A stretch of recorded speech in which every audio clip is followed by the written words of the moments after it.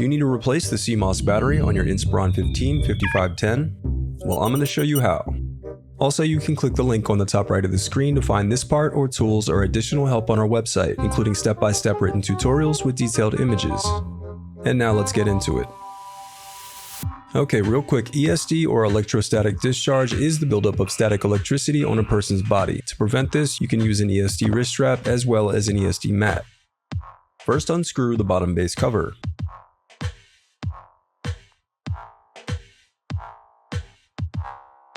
Now pry apart and remove the bottom base cover.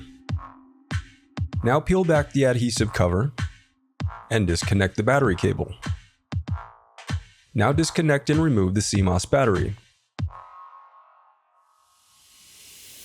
The reassembly of your laptop is as simple as following your steps in reverse.